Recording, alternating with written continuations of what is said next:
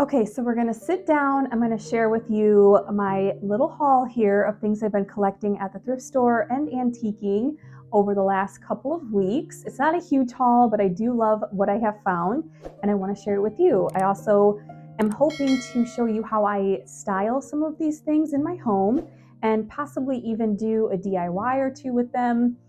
I'm also going to share with you my ideas on what I hope to do with these items and how I plan on using them in my home decor. Well, without any more introduction, let's take a look at my little thrift haul.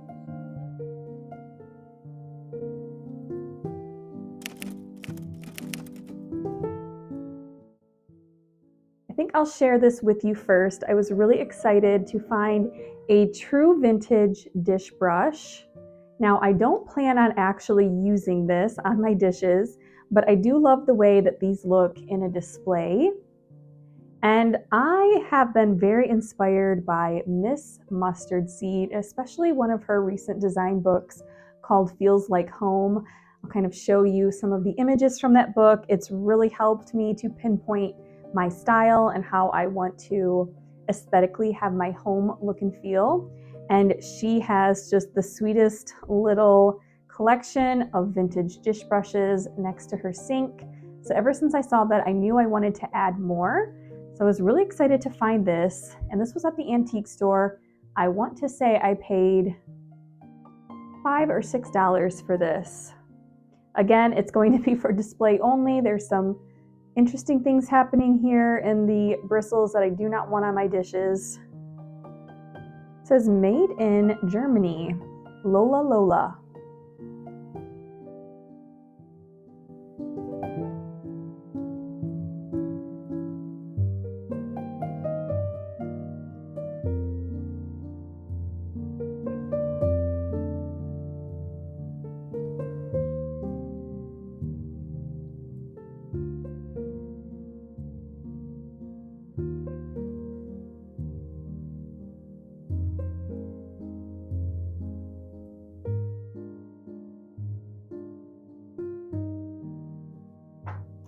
But that is a great design book. If you're looking for one, I'll go ahead and link that down in the description below. It is by far my favorite so far. Also at the antique store, I found some more tassels. I thought these were really pretty. I love decorating with tassels. I use them all over my house. I hang them from cabinets. I hang them from doorknobs. I hang them from light fixtures. Just anywhere I can find a place to hang them, I will. I just love the little European nod that they kind of lend themselves to, and a little bit of texture, a little bit of color. And I can't exactly remember what I paid for these because they did take the tags off of everything at the antique store, but I'm assuming it was probably around the $5 mark too.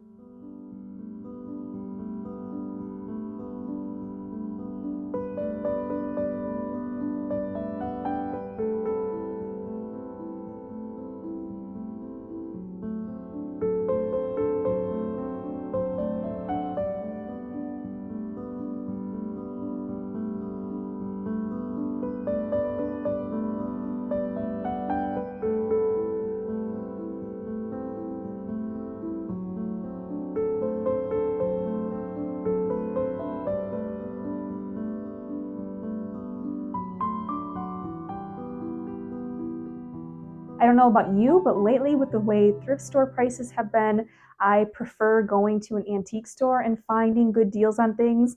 I think you're actually paying a better price for the value of what you get. So I prefer the antique store over the thrift store, sadly. Maybe things will change, but that's kind of the way things are trending. Okay, the next item I grabbed from the antique store are these hanging dipped candles. I tend to grab these anytime I find them. I just love hanging them from different places, little pegs, little hooks here and there around the house. They just have that old world feel to me that I love, that I think is so charming. And believe it or not, they're kind of hard to find, so I always like to pick these up. I can't remember what I paid. Again, I took the tag off, but probably no more than $3.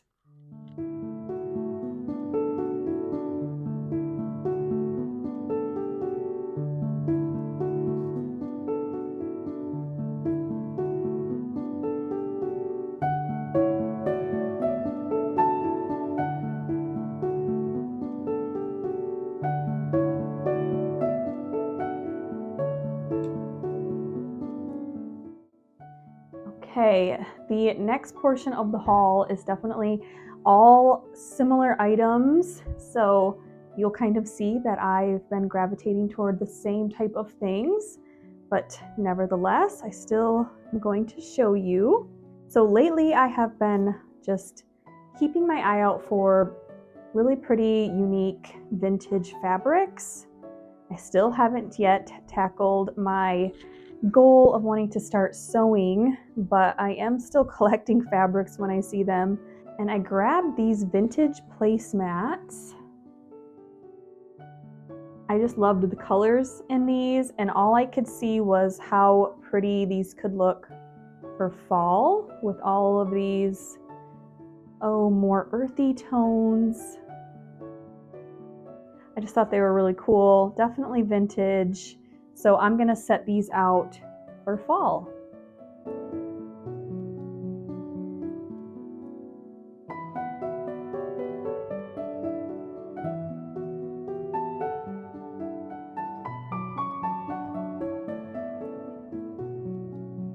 And there is one, two, I think there's only 4. They look homemade actually, which makes them even sweeter, I think. And I want to say these were around $6. And then I think this was in the same booth. This gorgeous fabric. Again, definitely more fall, but I thought that was just gorgeous. It's linen, just the most pretty fabric on it. I just love this so much. And you could frame this, upholster something in it, pillows. It definitely needs its own moment. Either, like I said, pillows or something. Let me know what you would do with this, but I definitely saw fall, again, with the pheasants, the colors. Gorgeous. I think that was only like $4, so definitely had to grab that.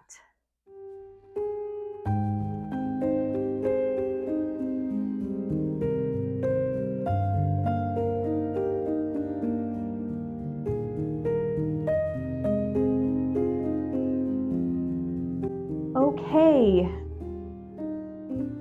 I think this was also from the antique store, and it's just a nice piece of fabric in this kind of simple block print with this beautiful green color that I love.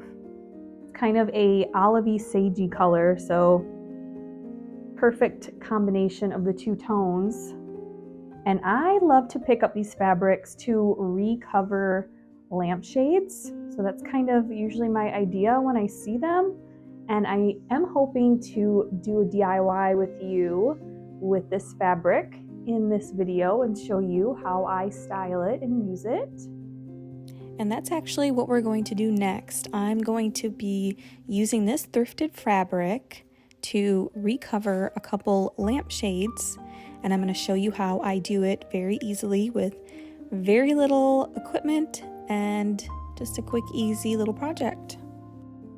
If you're looking to recover some lampshades and you just want to create a smooth finish with your fabric, meaning no pleating or any fancy texture, then what I have found works best is this Gorilla Glue spray glue.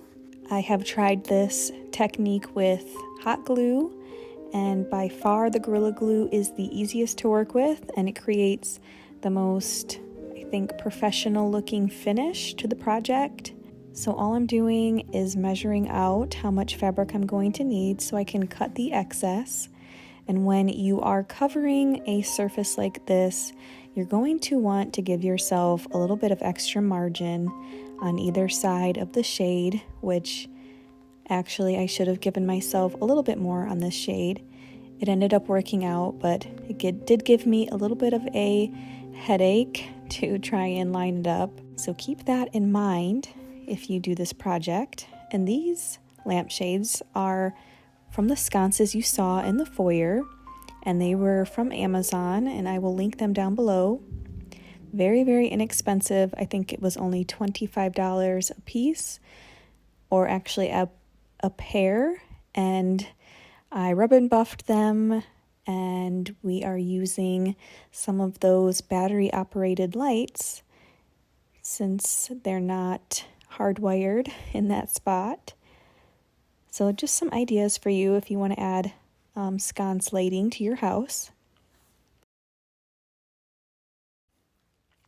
And here you see me struggling a little bit because I did not leave myself enough fabric to account for the angle that you're kind of going to naturally get when you wrap something around a shape like a lampshade, since it's not perfectly a cylinder shape. So I'm kind of trying to tug at the fabric and pull, and what's nice about this spray adhesive is it allows you to have time to work with it and manipulate it, and I really like that.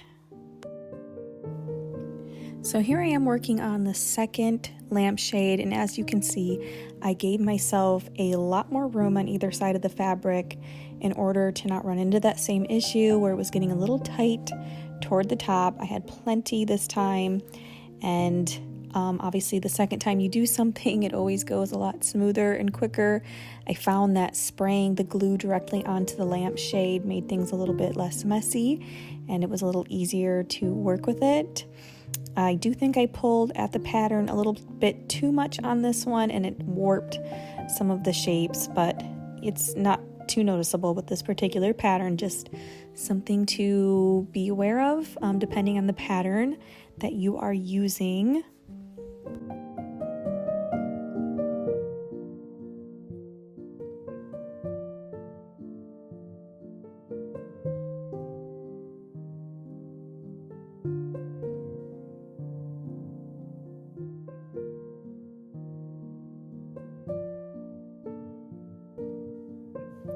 And you can see how nice and smooth you can get your finish to be using this glue. It almost has a starch type of a quality to it, so it really makes the fabric smooth and just easy to work with.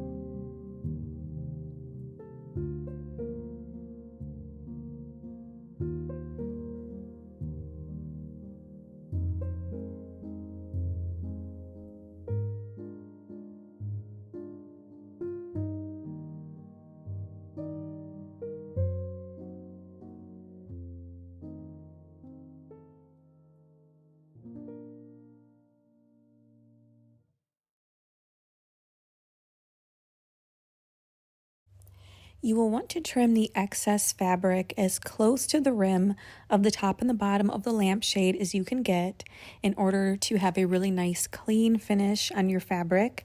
And then we are going to create some trim using the same fabric with the same glue, and that just finishes everything off so it looks polished and like it was a custom Etsy made lampshade or store-bought even.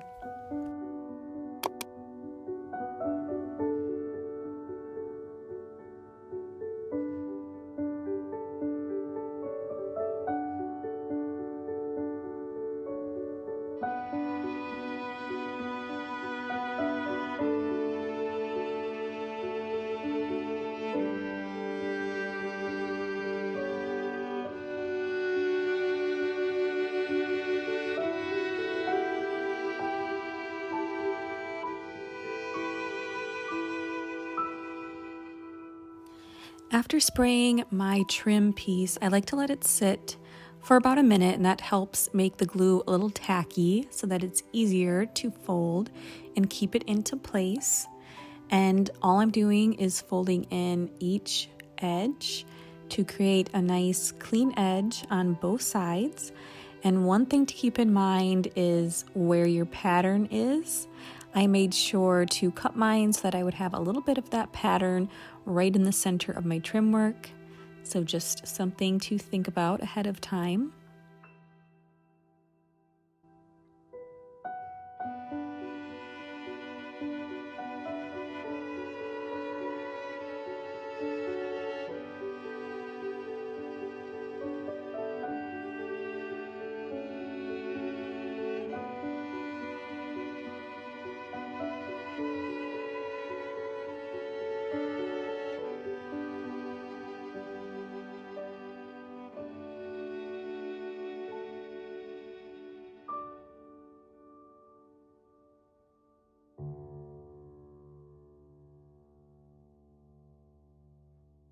And here is how they turned out. I really could not be happier with them. I have been looking at this fabric for weeks now, and I'm so glad I finally took the time to do this project. And I hope that you will try it also. Let me know what you thought and if it was helpful. And we're going to continue with the thrift haul. And then recently at the thrift store, I grabbed this brighter fabric. I wasn't really sure, but it is vintage-ish, not quite.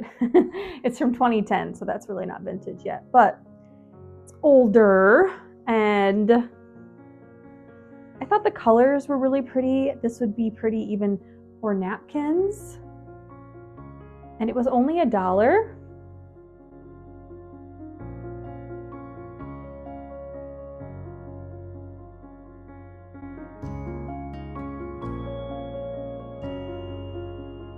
And I also grabbed this fabric. Let me see the dates on this one. No date on this one, but this definitely felt very French country to me. It's actually really cute. And for $1, look at how much fabric you get. So I thought that was really pretty. I mean, you could make little curtains, anything. If I just had, I don't know, I just could get the courage to get my sewing machine out and start making things, I'm sure it would open up a whole big world of possibilities for me. But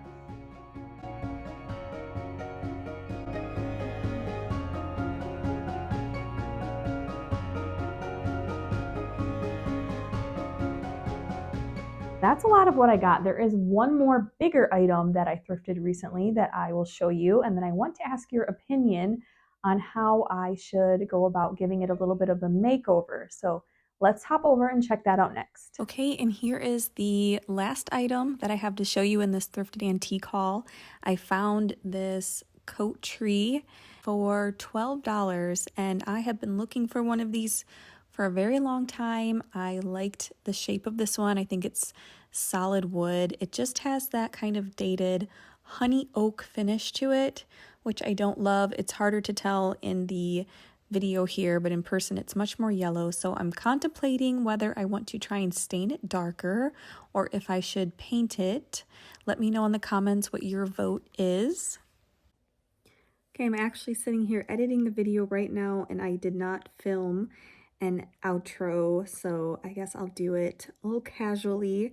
So thanks so much for watching. I hope that you enjoyed seeing what I have been finding at the thrift store. It has not been the greatest lately, but I think it's going to turn around once yard sailing and garage sale season hits, which is just around the corner. And I hope to take you along for some of those shopping days, which are some of my favorites, going garage sailing. I have a lot more coming up for you. We're going to be doing some outdoor projects and a big makeover in the house that I have been kind of toiling over, trying to figure out what I want to do. So stay tuned for that, and go ahead and subscribe. I would love to have you here, and give this video a like. I would appreciate that also. It really helps me out. So leave a comment down below with what you thought, and I will see you in the next one. Bye-bye.